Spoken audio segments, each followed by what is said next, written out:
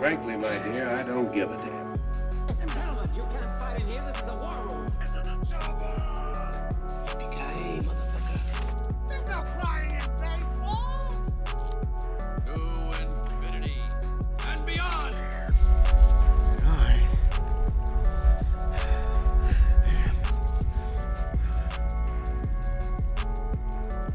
Iron Man. Oh, I missed that. What's going on, everybody? Welcome to Film Code.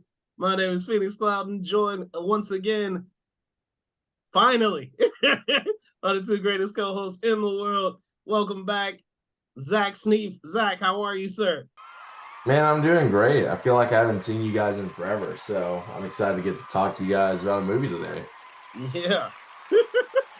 And of course, rejoining us once again, gracing us with his presence, our season 3 code-breaking champion, the one and only Sir Brandon. How are you, sir? Man, I am doing good, Phoenix. It's like Zach said, it's great to be back. We did our Truman Show episode, I think like 4.5 weeks ago, and we've been trying to get a recording together. It's just Phoenix went to TIFF, which for our listeners, we got invited to TIFF this year, which was insane. The Toronto International Film Festival, which blew my mind, and it's crazy how far we've come with this podcast. And like all of this would not be possible without you guys' support. So thank you. But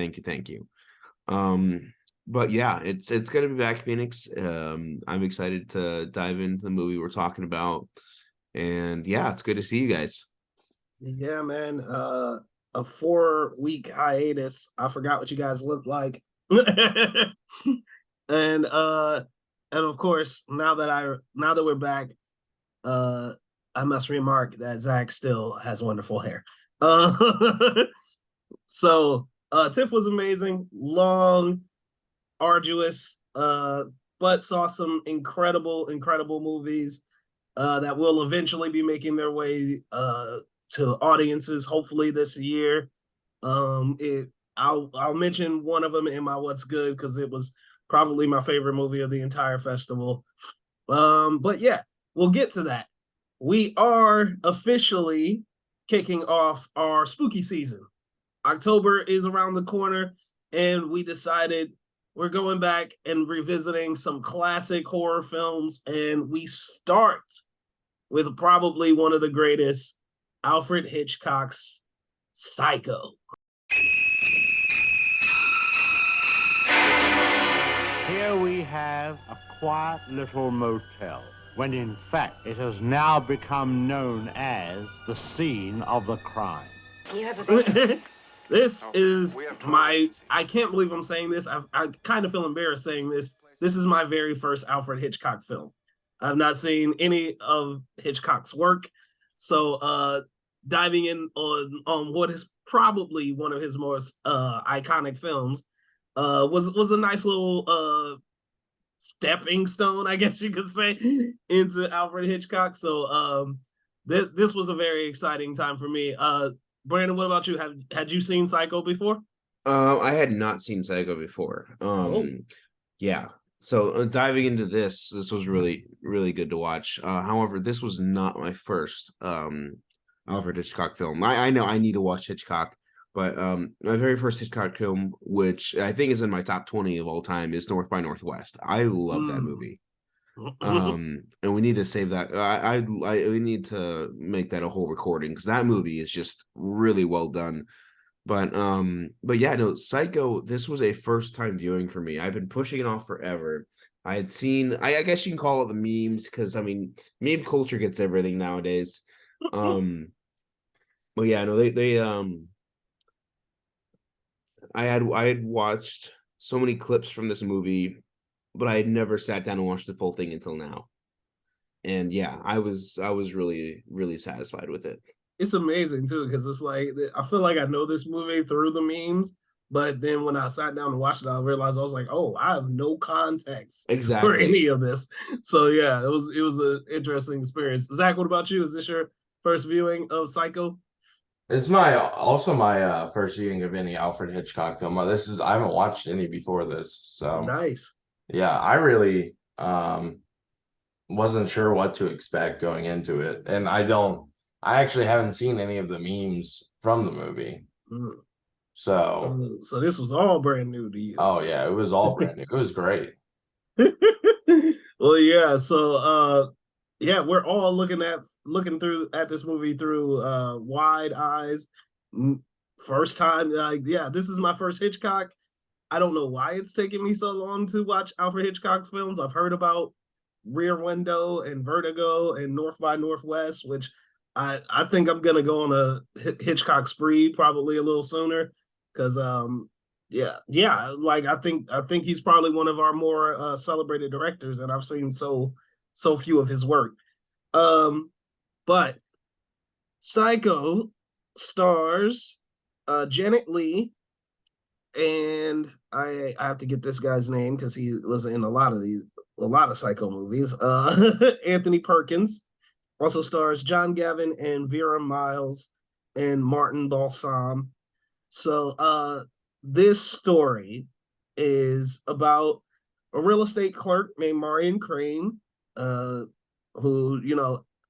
having a regular everyday life. Some fast talking, a real estate buyer wants to buy something. He hands her 40,000 in cash. Her boss tells her, like, don't leave that here. Take that to the bank. And instead of taking it to the bank, she tries to run off with it. And in running off, she finds herself at the Bates Motel where she meets Norman Bates and hears about his mother. And that is the premise of Psycho. I don't know if you never heard that before. You must be like us. But this movie came out in 1960. So yeah, that we are behind the curve on that one. It also went on to be nominated for 4 Academy Awards. It is the only, well, not the only, but it was one of the few horror films to ever break into the Academy and get nominations. It got a nomination for Janet Leigh. It also got Alfred Hitchcock his 5th director nomination. So a pretty celebrated film. And now we are here. I guess we can say non-spoiler if you haven't seen this movie in 53 years like us. 63. 63, yes. If you haven't seen this movie in 63 years like us. Non-spoiler. Brandon, what did you think of Psycho? Man, right off the bat, just I love when a horror film isn't just straight up jump scares. Mm-hmm. And I think this did it very well. This was one of those films where it did keep you on the edge of your seat because you had no clue what was going to happen. But it's more of a psychological thriller than a horror, and I love that. Yeah, just the performances were insane. The camera work, man. Alfred Hitchcock does not fail with his camera work. Oh my god. That slow zoom at the very end of the movie, I'm not gonna say what happens until we dive into spoilers, but oh my gosh, it's so good. The soundtrack is I sound like Josh Peck here when he's like when the soundtrack was killer, because I mean it's a killer movie. Right. The popcorn was popping. I feel like Josh Peck here from Drake and Josh. But yeah, no, just everything worked in this film. Yeah. Yeah. Zach, what about you? You're muted. Yeah, sorry. No, you're good. I thought I unmuted. No, I would agree with Brandon.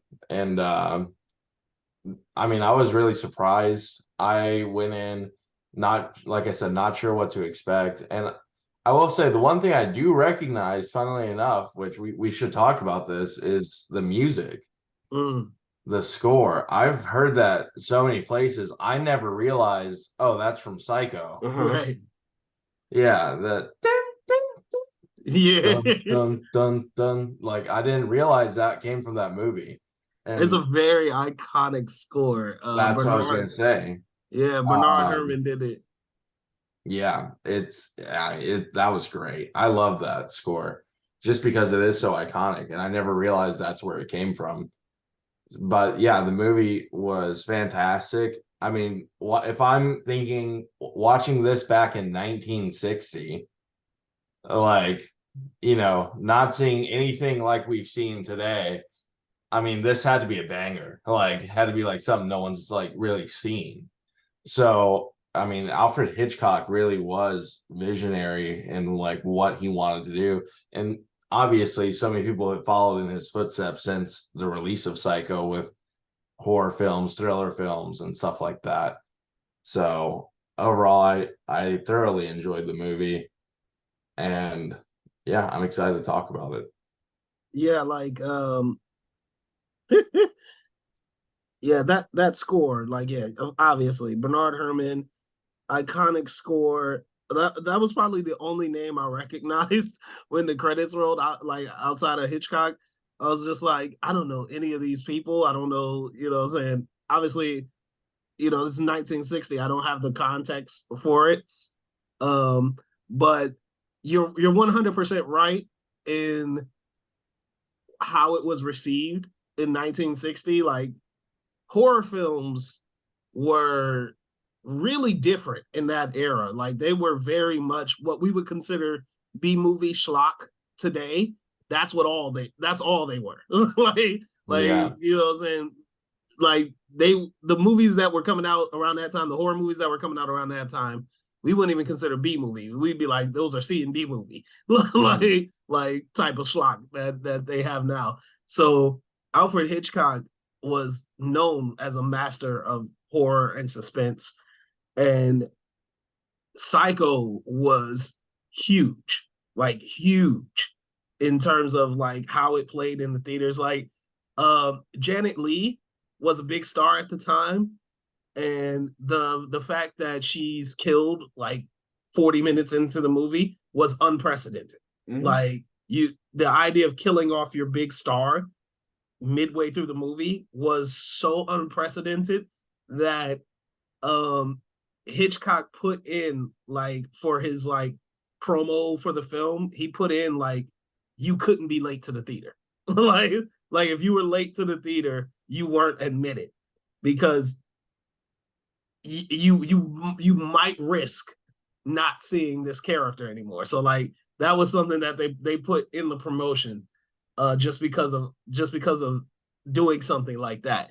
It's something that, like, even now today, like, if we were to see that, we'd be like, whoa, that's kind of crazy, because like, you use this person through the promo and they're gone like 20-30 minutes into the film. Like, that's insane. So it's something that we wouldn't even do still to this day.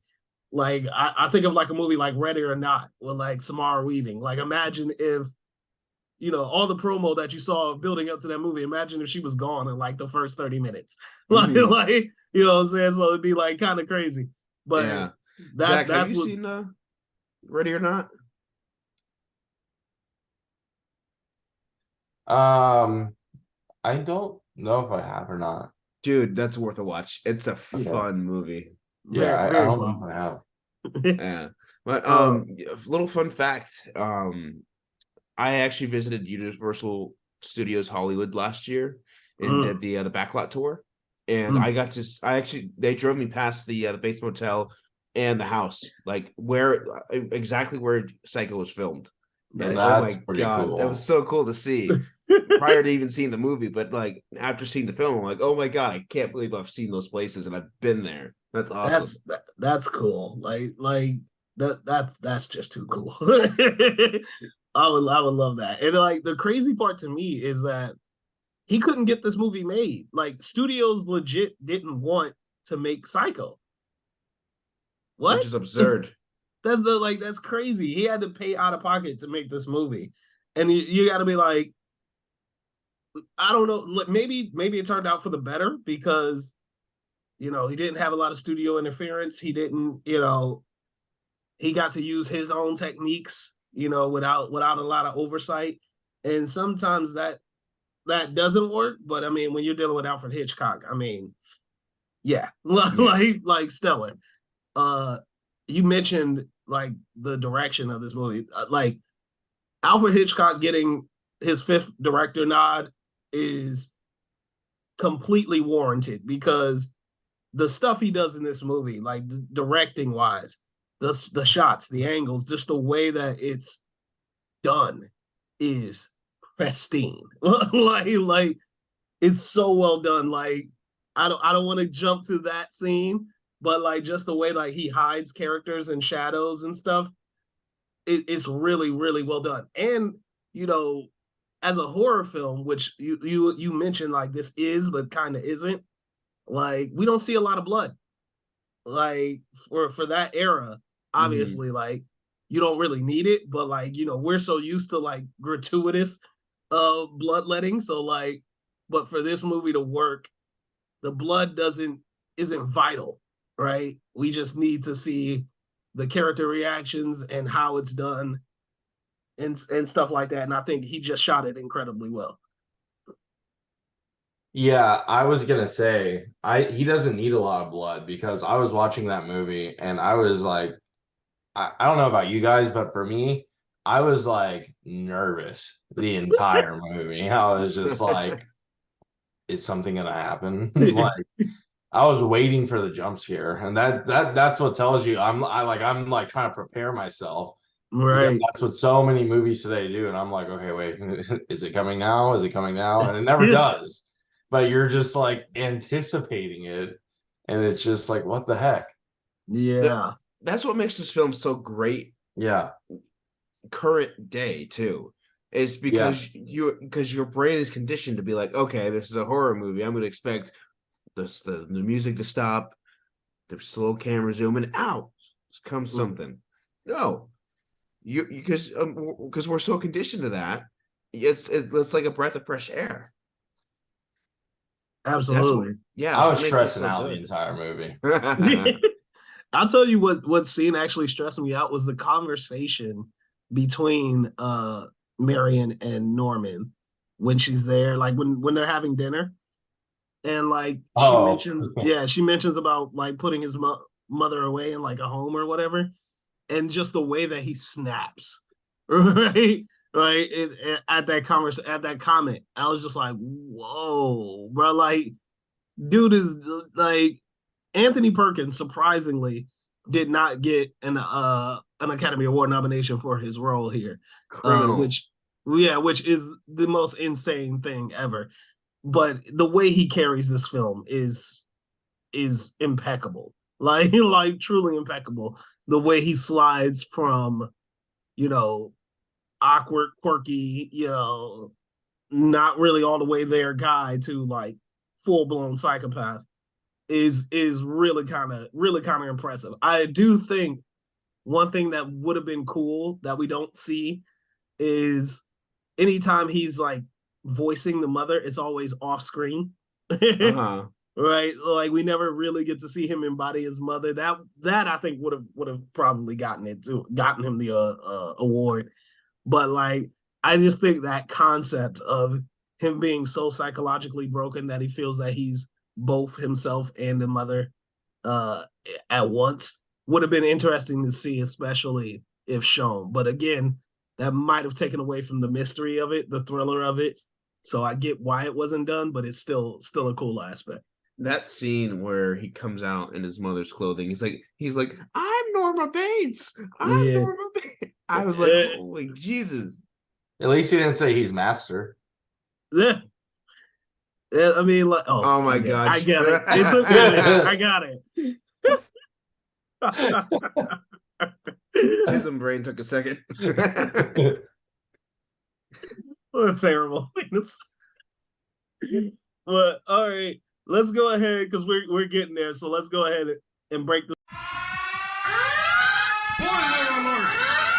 Spoiler alert! Spoiler alert!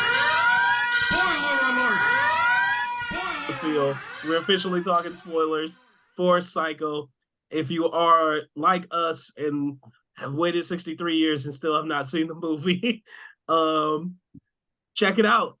We kind of already did the spoilers. Yeah. Little bit. Just put Just put what you just said. this. Yeah, just little edit it bit before that. So, all right, we're officially talking spoilers for Psycho. Zach, what do you got on? I was about to say Master Norma Bates. the what are your spoiler thoughts? There it is. Let's try that. What are your spoiler thoughts? Phoenix is stuck on what I just said. He can't Yes. move past it. That was I got awesome. Phoenix stuck. That's pretty funny. Yeah, his acting is phenomenal. I mean, he really, if you think about the other characters in the movie, this is what my one nitpick with the movie is that he carries the entire movie on his back. Well, compared to the other actors. The other actors are, to me, a little bit, they're good, but they're not like anywhere near his level in this film. Yeah. Like, I think that's Hitchcock my did that one intentionally. nitpick about this is like the other actors like, okay, but he just is like blowing me away the entire time. Yeah, he's next level. See, for me, I think Hitchcock did that intentionally. Mm. I'm saying this like I could be saying this out of context, but literally the film is called Psycho, and it's a film revolved around Norman Bates. And I think it specifically does that and revolves like Norman Bates outshines everybody because of the film's title, and it's about him. I mean, yeah, it's like with Joker, like right. Joaquin Phoenix outshines everybody in that film. Yeah, and I mean, yeah, it's definitely intentional, and I just think the way Anthony Perkins does it is astounding. Like it really is like top tier level work. Like, and I mean, you don't get that role unless you can deliver top tier level work. Like, it's impossible because the movie is centered around that character and having that defect of split personality disorder. So yeah, like you gotta get a star level like actor in order to deliver that work. And yeah, he's stellar. Like he's beyond. I would agree, even above Janet Leigh, who I believe was a fantastic actress in her time, and she does a great job. Like the funny thing, speaking of spoilers, I'll just jump right into it. I had seen that Scream, like when she realizes like someone's got a knife to her in the shower. I had always seen that iconic screenshot of her screaming, and I don't know why. I always thought it was a boy. I always thought that was like a little boy who was screaming in the shower. I had no context of Psycho, absolutely no context. So I like the way that her hair is matted because she's in the shower. It just looked like it was a boy. And so like to get to the movie and realize, oh no, this is a female, and she's about to get stabbed in the shower. Again, 1960 context. The reason why this movie worked so well is because other horror movies were like, hey, here's a man with the insect face and he's 60 feet tall and he's coming to wreck your town, right? Like those were the horror movies of that era. But a guy stabbing you in the shower was so visceral and so plausible that it had an element of horror to it that felt very personal. So like that scene, even though 63 years have passed and we got every meme in the world of it, when that scene happened, I was legit terrified. I was like, whoa, like that is really kind of freaking scary. Because it's just like, whoa, like that can happen. So like, yeah, that scene freaked me out, man. It was just so well done, and it still holds up, which is insane. You know what's funny is after watching this film, like I shit you not, I shampoo my hair so much faster in the shower now. Brandon, I don't know if you could really speed it up, buddy. You'd be surprised. He knocks it out in about 5 minutes. No, I just want to give you a hard time. That's because awesome. I have no hair, isn't it? No, you do have hair, just not as much as I. Yeah. So yeah, like the way, like if I had seen Jaws when it first came out, you would never catch me at a public beach, like ever. because Jaws freaked me out, bro. I'm like, no, I'm never, no. I wouldn't get in a swimming pool after seeing Jaws.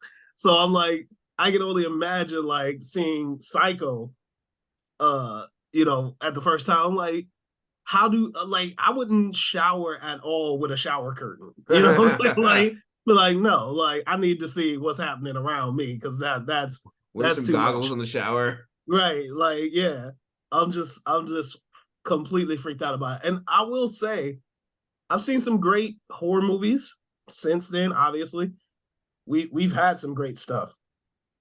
I don't think we've had a scene as personal and as terrifying as the shower scene in Psycho. I don't think. I mean, maybe somebody could point out one, but I feel like the way that that scene is shot, the way that it's delivered, the tension of it, I just don't. I just don't know if we've had one as good as that. It's the slow build. Yeah, I think it's the slow build to the scene itself is what is I think the most creepiest. I would love. I know I'm jumping ahead a little bit. I would love to talk about the final scene. Mm-hmm. When the detective is just explaining everything going on in Norman's head. He's just sitting there, and the slow pan, it's like a minute and a half, almost 2 minute long zoom in on his face.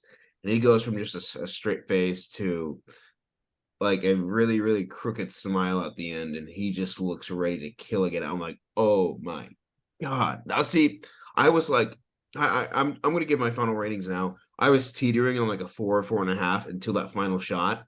And I'm like, okay, this sent it to the moon for me. It's so funny because like the tail end of that shot, you see like his face transform a little bit, and like you see like the skull of his mother. Yeah, so I'm with you there. Like that definitely raised it up just a bit. Like, and again, I grew up on Twilight Zone and saying Tales from the Crypt, those types of like serial horror story kind of or science fiction stories. And it's always something really small and really you know chilling that happens. Is really subtle that really sends the fear spiraling through your body, right? And so like that final shot is one of those things where it's like, whoo, like you just it all the tension in your body just ratchets up all the way all the way to the top. And that's the scene that did it for me. So like, and it's very reminiscent of the shows that I grew up watching. And again, like if I had seen this when it first came out, like there's no way. Like this would be probably one of my favorite movies of all time. Yeah. Mm. Where does this rank in as far as horror goes for you guys? Oh, Ooh. I don't have a ranking for horror, so, but I mean, I'm sure it would be. I know I don't have a ranking right now, but Gotcha. for me, I think it would definitely be up there. It definitely. Yeah, I would say it'd have to be at least top 5. Yeah. And that's really kind of crazy, considering like number one, this is 63 years old, and like the amount of horror movies we've had since this. But when I think of what came before it, this really feels like the father of a lot of the horror movies that we see today. So even if you think about American Psycho, right. Like, yeah. So like I think a lot of the movies that we see, since I grew up are literally pulled from what Hitchcock created in Psycho. So to me, it would have to be top 5 at least, and not 5th. So so yeah. Yeah, it's up there for me, which is crazy considering everything that we've seen by now. I have a top 5 list. Okay. So coming at number 1 is The Shining. I mean, there's no contest there for me. Number 2 is Get Out. I love that movie. Number 3 is Psycho. Psycho is like easily top 5 for me, which is insane. Number 4 is The Sixth Sense. I don't know if you guys have seen that. And then John Carpenter's The Thing. Oh yes, I haven't seen The Thing actually. Really good. Yeah. I think this is definitely up there. I mean, off the top of my head, The Fly would probably be top notch for me. Then probably Psycho. Then probably Psycho. Then I really, really loved not the first one, but the second Hellraiser. I think that's when those movies really got pretty good. The third, not Friday the 13th, Nightmare on Elm Street is probably my favorite Freddy Krueger film. And you know what? I might have to go with Get Out with you. Like, I think just as a debut, it's one of the most excellent films I think I've ever seen. So yeah, like off the top of my head, those are the ones that definitely stand out for me. Yeah, they just did a re-release for Get Out in theaters this past week, and just it was not playing anywhere near me, so I was super bummed about it. But like when I have a chance to go see that in theaters, I'm taking that because oh my gosh, I can't believe I missed Get Out in theaters. But you know, it's funny. I watched Us opening weekend, and I liked that so much. I'm like, you know what? Let me finally say that I want to Get Out. I watched Get Out that same night. I'm like, oh my god, this is insane. This is awesome. That's quite a double feature. I know. I still haven't seen Us. It's the only film of his I have not seen. Which one? Get Out? Us. No, I've seen Get Out. Of course I've seen Get Out, but well, it's not tough to do considering he's only done 3 main films. Right? I know. Definitely worth checking out though. I really liked Us. Yeah, Us was really good. But getting back to Psycho. Yeah, getting back to Psycho, we kind of got off on the tangent. Yeah, we kind of our top 5 horror. So like one of the aspects of it that I think works really well is that it was shot in black and white. Yes. Yeah, because like, and I think even Hitchcock said like if he had did it in color, it would have been a little bit more distracting. So and I think like it being shot in black and white, and I mentioned earlier that it was nominated for 4 Oscars. The cinematography was one of them, and I think it's the one that it won was the black and white cinematography because it works so well for bringing all of these concepts together and really creating that atmosphere of tension and terror. It works incredibly well. And the scene that I think of is when her sister, I'm blanking on her name, but her sister finally discovers that the mother is dead and been dead for a while. And we see like her, the turn in the chair and her decomposed body. That would only work in black and white. like I actually just pulled up a scene of it in color because somebody like just went through and color graded it. It pulls you out of the film completely. Literally, like I think that's the scene that gets me the most because that works as a jump scare.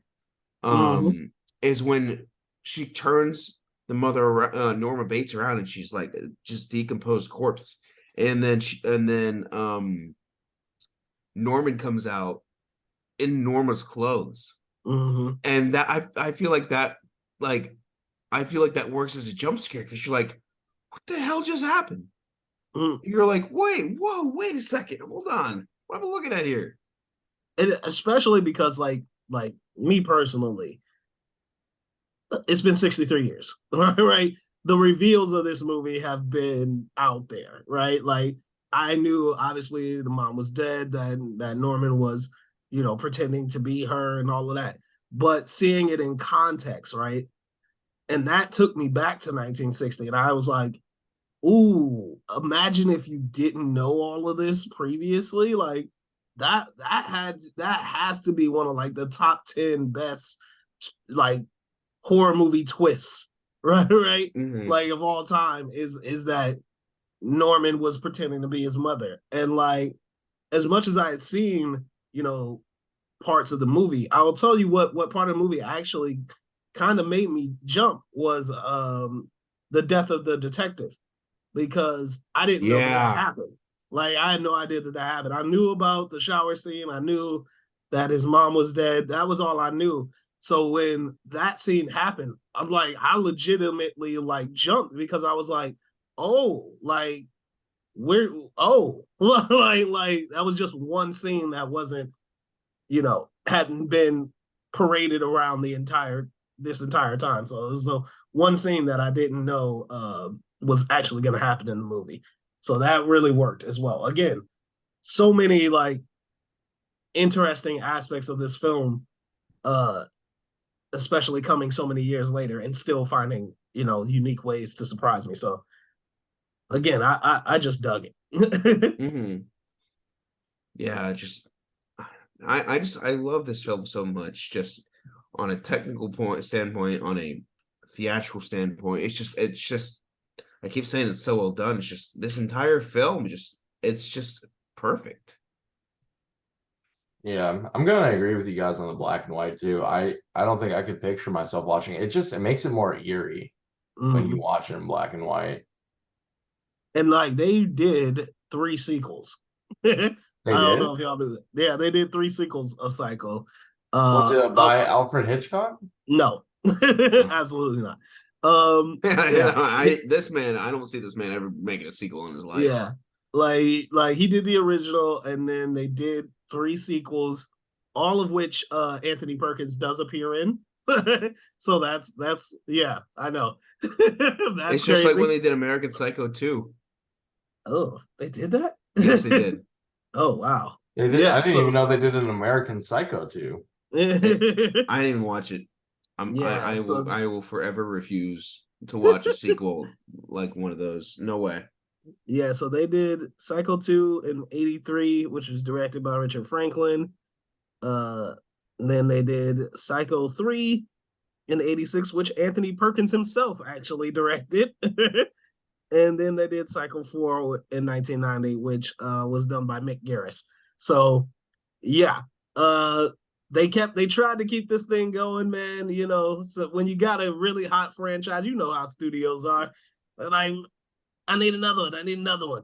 I haven't checked out the sequels. Now I'm very interested to check them out. I'm sure they're awful, but I kind of want to see them just because of how iconic Psycho is. But with all that said, let's do it, man. Final ratings. Zach, what are you giving Alfred Hitchcock's Psycho? I was teetering on a 4.5. I think after discussing it, I think I do want to go with a 5. Yes, sir.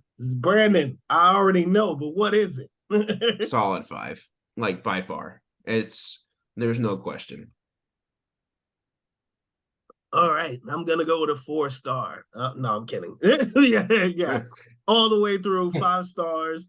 Psycho 100% is not only one of the top 5 horror films. I think it is one of the top movies like ever. So excellent. I am so excited to dive more into Alfred Hitchcock's filmography.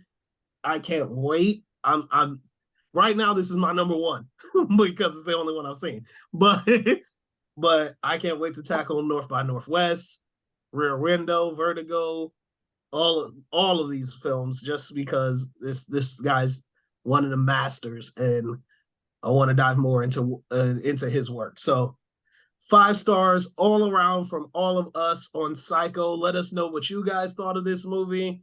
Follow us on Twitter and Instagram at FilmColdPod, and let us know how you feel about Psycho. So with that down, guys, let's move on to what's good. What's good?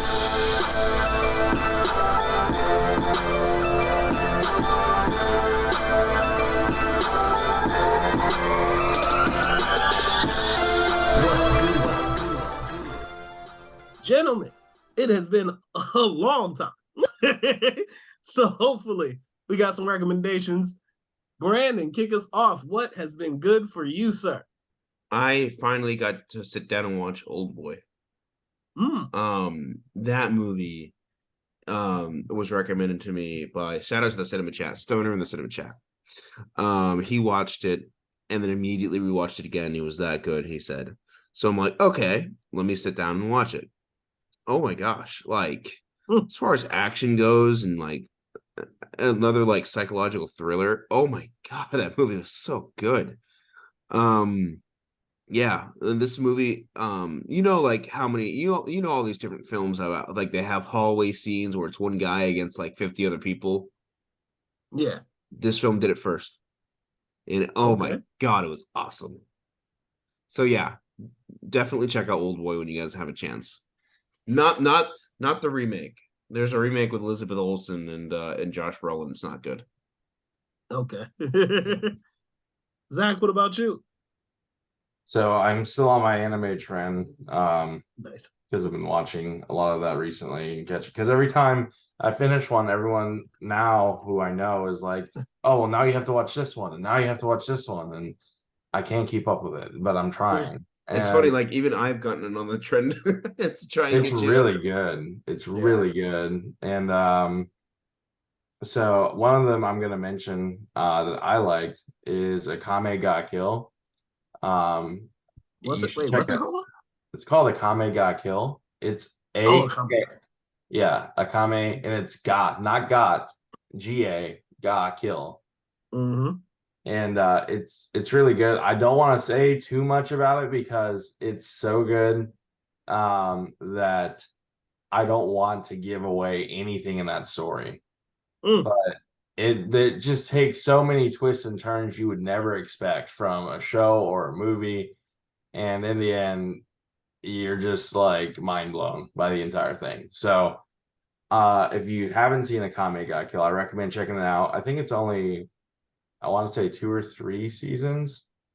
It's not a very long one, but it's really good. So yeah, check it out.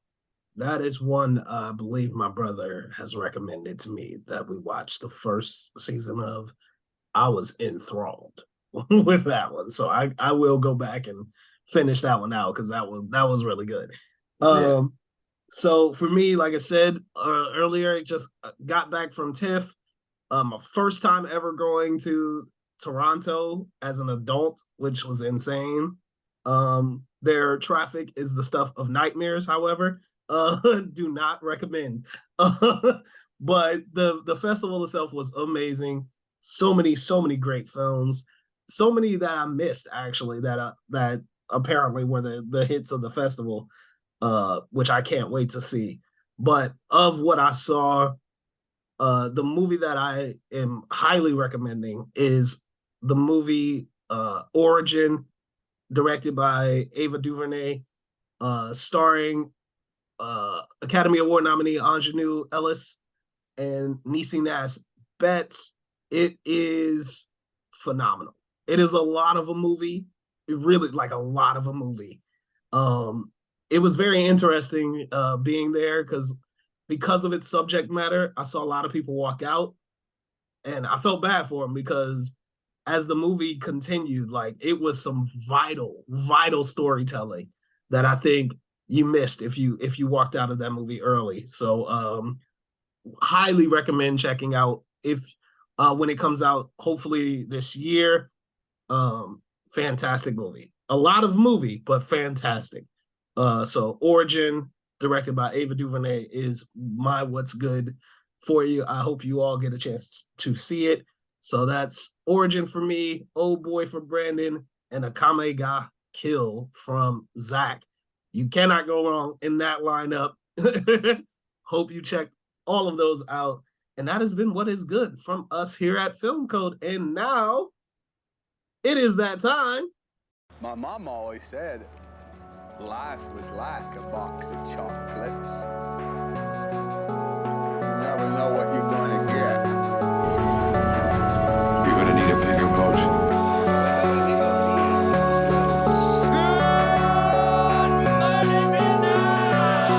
You could change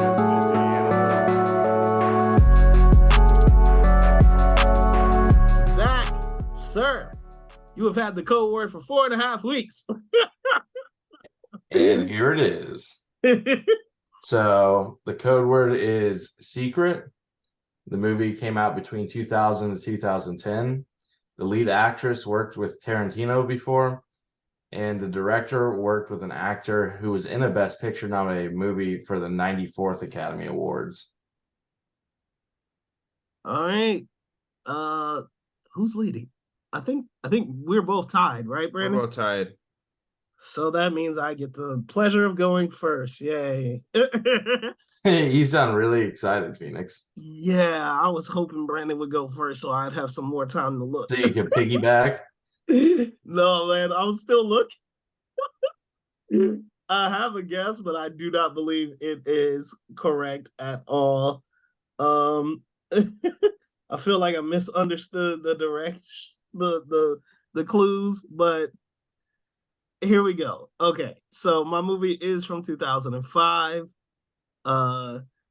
Your actress who worked with Tarantino before is Dakota Fanning. She was in Once Upon a Time in Hollywood. I think she had just like a speaking role or something like that.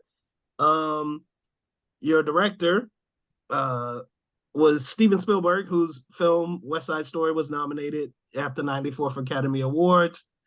And the movie that I'm going with is 2005's War of the Worlds.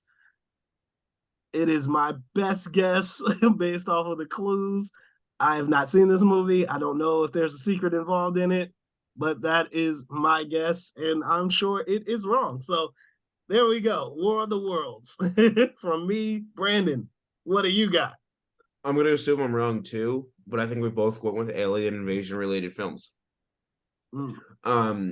Your director is Barry Sonnenfeld. The film came out in 2002. Your lead actress is Rosario Dawson, who is in Death Proof, directed by Tarantino. And the word secret is because Men in Black is a secret organization. So I went with 2002's Men in Black 2. And you would both be incorrect. I had a feeling. Yeah, but I mean, I had a lot of good clues. Yeah. It added up. It just didn't. Wasn't it? Okay. So the movie is actually called Cypher. The director is Vincenzo Natali. He worked on a movie called In the Tall Grass with Harrison Gilbertson, who was in Oppenheimer. Or not, no, wait. No.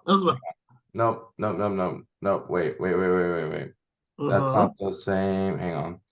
I did this last week.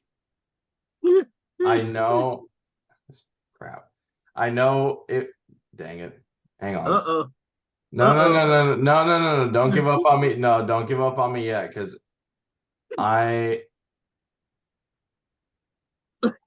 Did you give us the wrong clue? No, I didn't give you the wrong thing, but I didn't write down my answer, which is not good.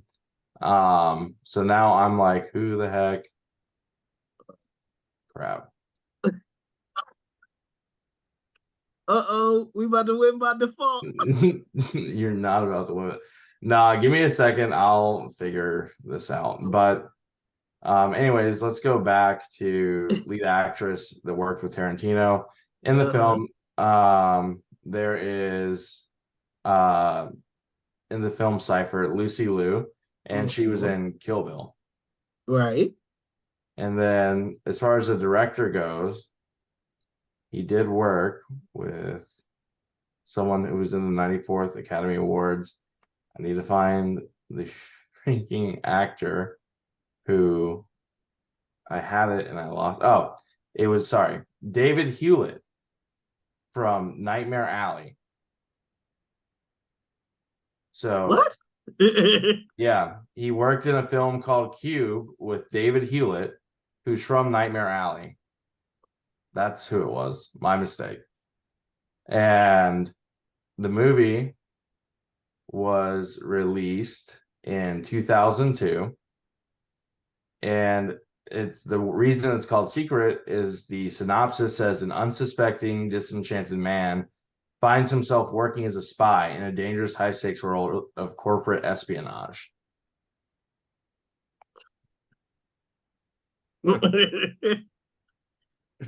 So, nope, you guys don't win by default. I screwed up. That's on me. But it still holds. Hold on. Who is this actor that was in? Oh my god! You said David Strathairn? No, that's not what I said. It was Cube, and the actor was David Hewlett. David Hewlett, who was in Nightmare Alley. Okay, so you just went way down the freaking cast list. Okay.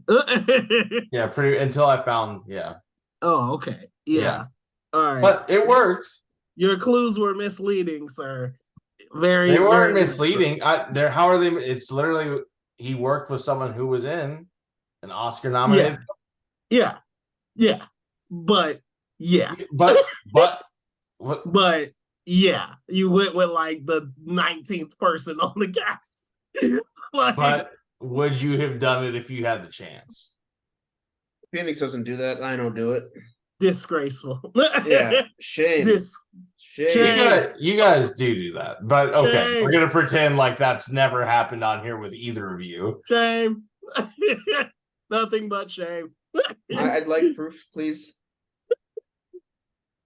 Oh, I can't. You've definitely done it before. Recount. Proof. Recount. Okay, I'm not gonna go back and try to find an episode where you've done it, but let's be real, we've all done it. You get your 2.7. Shame. Nothing but shame. That's okay. You I'm dishonor the just getting podcast. ready for my comeback this season. All right, so we're gonna get up out of here. Zach, since you are the shameless person of all shame, let everybody know where they can find you, sir. You guys can find me on X at Shame. Zach Sneath. Sorry. Shame. Zach Sneath. That's ZACHSNEATH. And you guys can find me on Letterboxd at Z Sneaks. That's ZSNEAKS. All right. And his new profile also at shame.com. And Brandon, where can we find you, sir? You guys can find me at FANTASMIC ears over on Twitter and Letterboxd or X, whatever you call it. Yeah, go check out what I'm watching. It's been a slow month. Had a lot of stuff come up, but yeah. Thank you guys again for listening. And you guys can find me on Twitter at IamHOReviews1. That's the number 1. And on Letterboxd under PA Clouden. And as always, guys, please follow the show on Twitter and Instagram at FilmCodePod. And we will see you guys hopefully next week. We are out of here. A peace. Shame! Sorry.